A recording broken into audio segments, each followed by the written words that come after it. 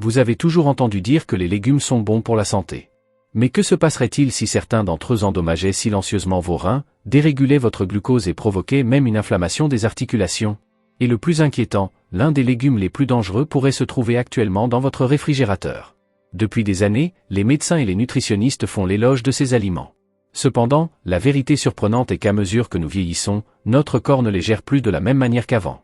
Dans la vidéo d'aujourd'hui, la chaîne Santé Active présentera 8 légumes que les personnes de plus de 40 ou 50 ans devraient consommer avec prudence, voire éviter, car ils peuvent être à l'origine de symptômes tels que des ballonnements, une fatigue constante ou des douleurs qui apparaissent sans explication apparente. Avant de commencer, n'oubliez pas d'aimer la vidéo, de vous abonner à la chaîne Santé Active S pour recevoir des conseils santé chaque semaine, et commenter depuis quelle ville vous regardez. Voyons maintenant quels légumes semblent inoffensifs, mais ne sont peut-être pas si sains. Numéro 1, le maïs, le méchant du sucre dans le sang. Le maïs est l'un des légumes les plus consommés au monde.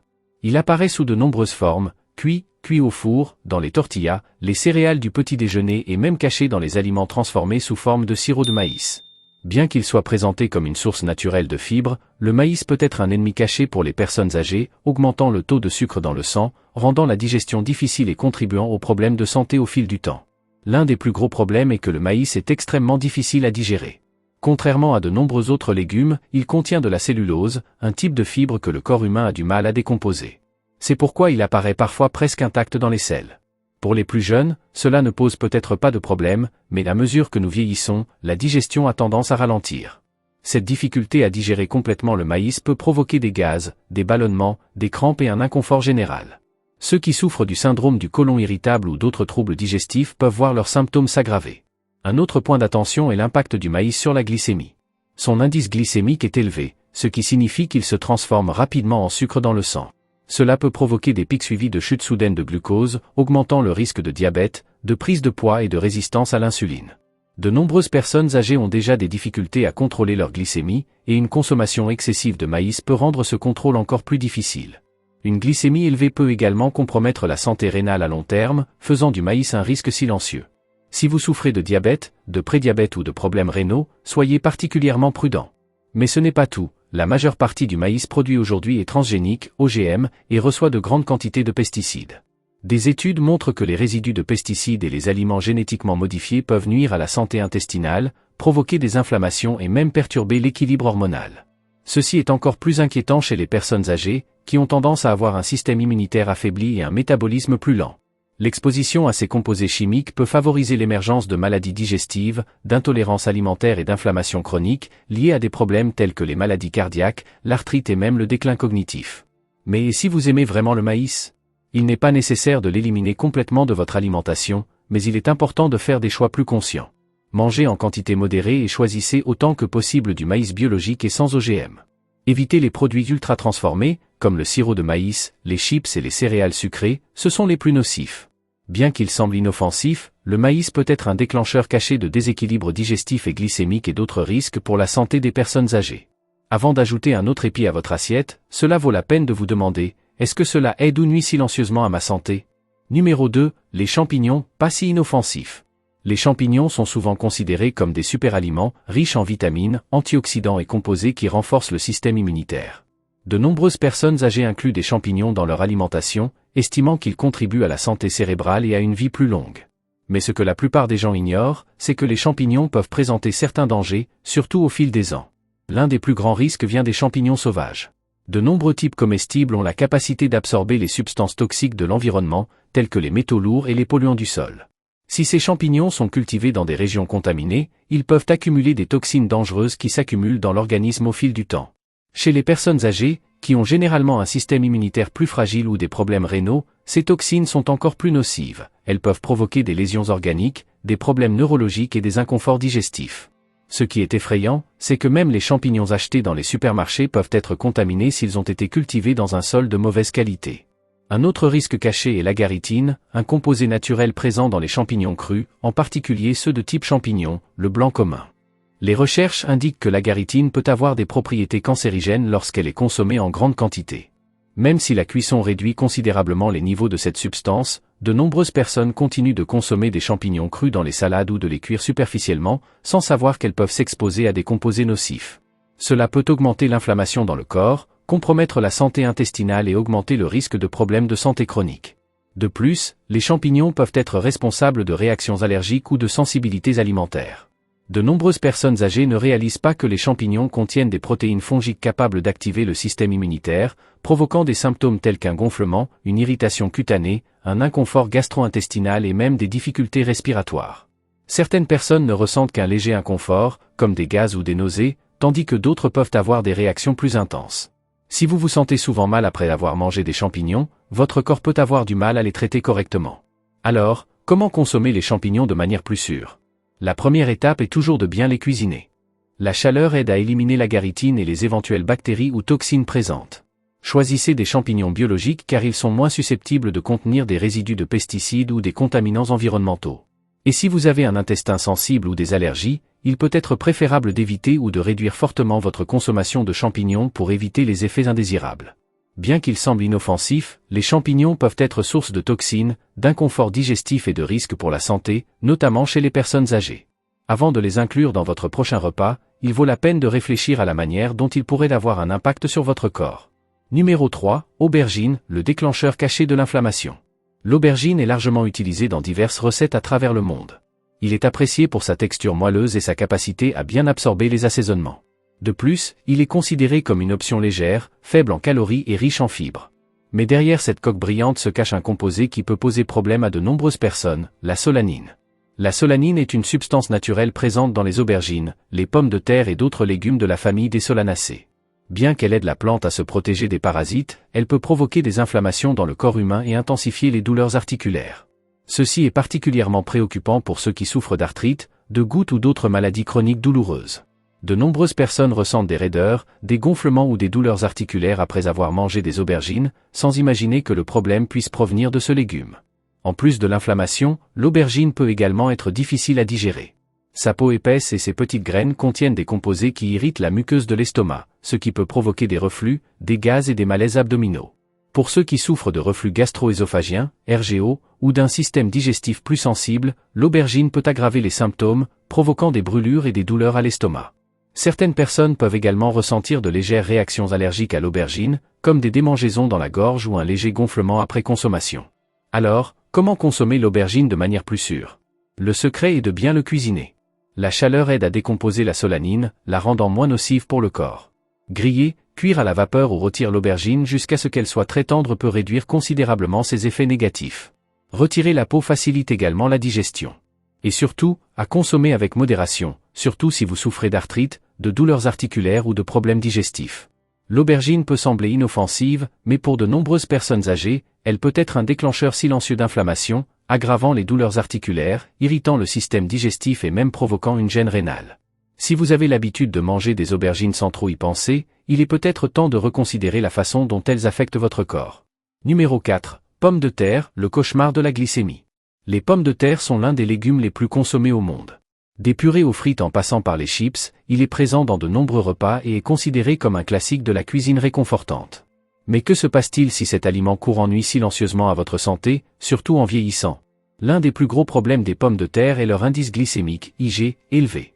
Cela signifie qu'ils se transforment rapidement en sucre après consommation, provoquant des pics rapides de glycémie. Pour les personnes âgées, en particulier celles souffrant de diabète, de résistance à l'insuline ou de problèmes métaboliques, cela peut être extrêmement nocif.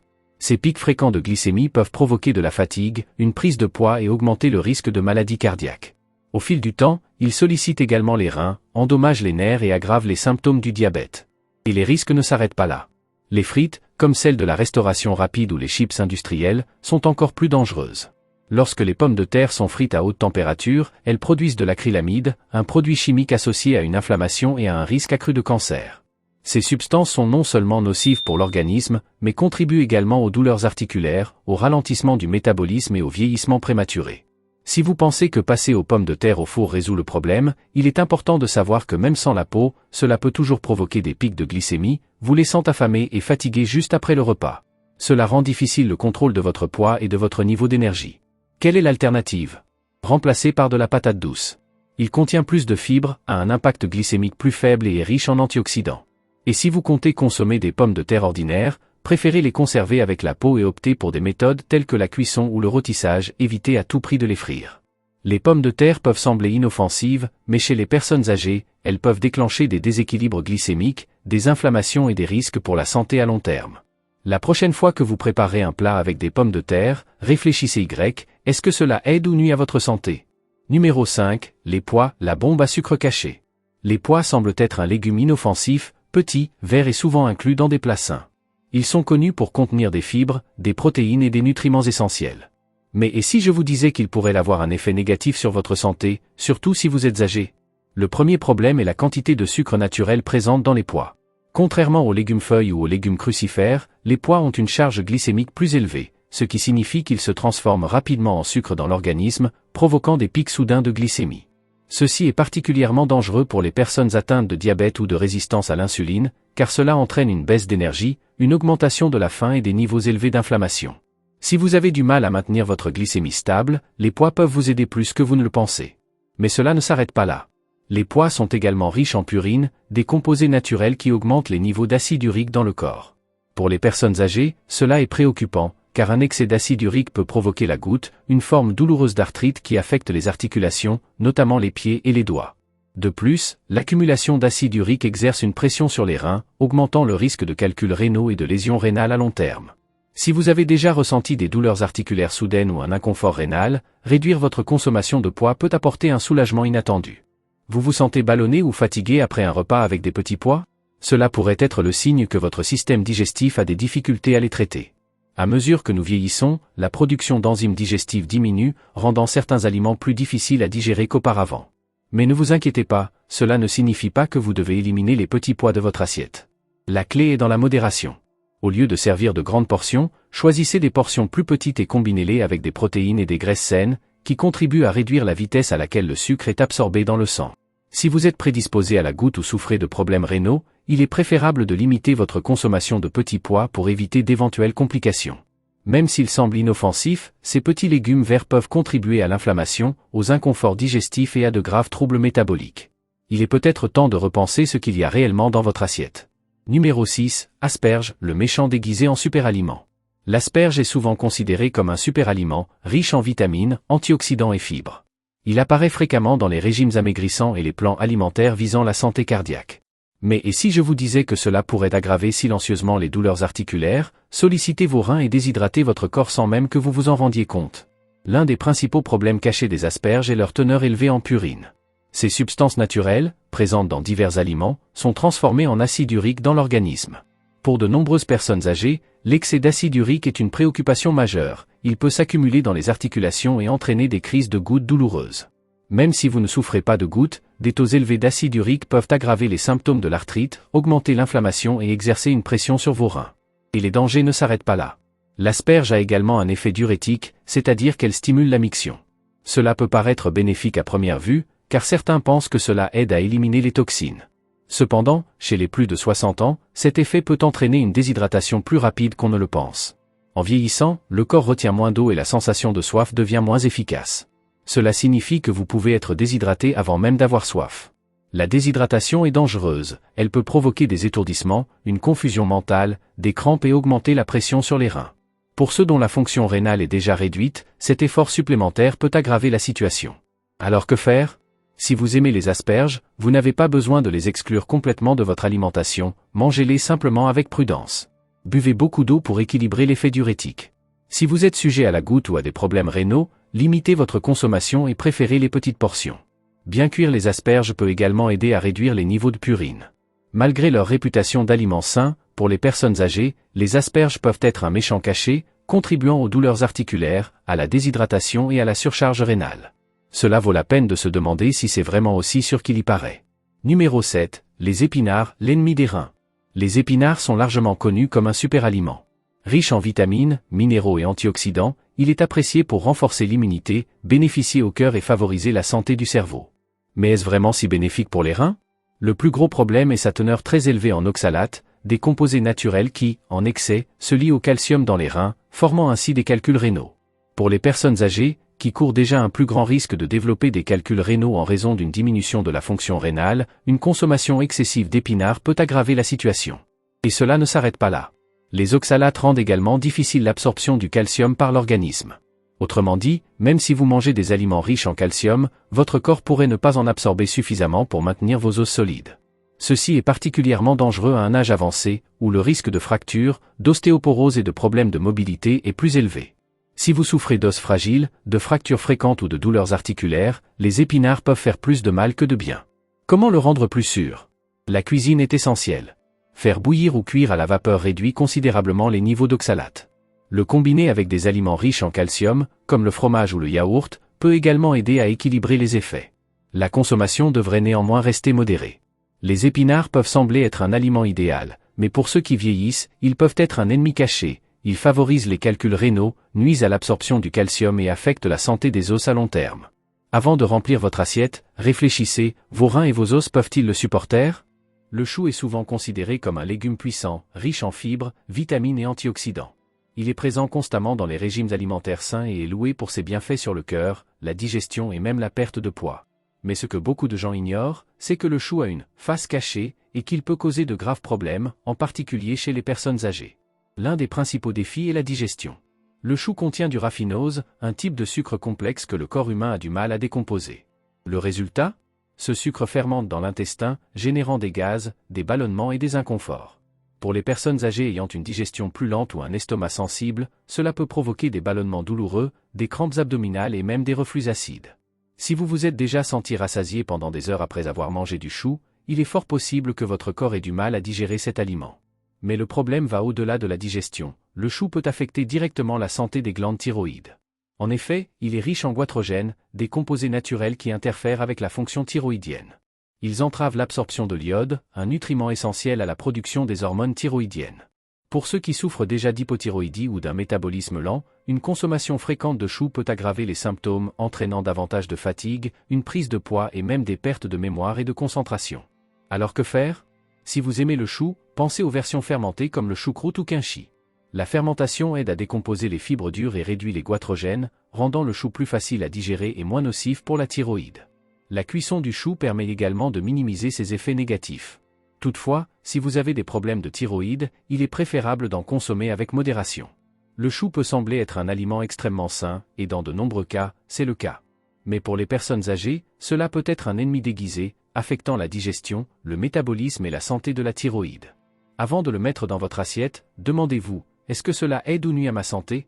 Nous venons d'examiner 8 légumes qui, bien qu'ils semblent inoffensifs, peuvent présenter des risques cachés pour la santé des personnes âgées, notamment en ce qui concerne les reins, la glycémie, la digestion et les articulations. N'oubliez pas, bien manger ne consiste pas seulement à choisir des aliments sains, il s'agit également de choisir les bons aliments pour votre santé. Ton corps à chaque étape de la vie. Si vous avez trouvé ce contenu utile, laissez votre like, abonnez-vous ici sur Canal DE Santé Active et partagez-le avec vos parents, grands-parents et tous ceux que vous aimez. Parfois, un simple changement dans votre alimentation peut faire une énorme différence sur votre santé à long terme. Et bien sûr, nous souhaitons avoir votre avis. Avez-vous déjà eu des problèmes avec l'un des légumes de cette liste? Dites-le nous ici dans les commentaires. Rendez-vous dans la prochaine vidéo, le Canal DE Santé Active vous accompagne dans ce voyage vers une vie plus saine, plus heureuse et plus énergique, chaque jour.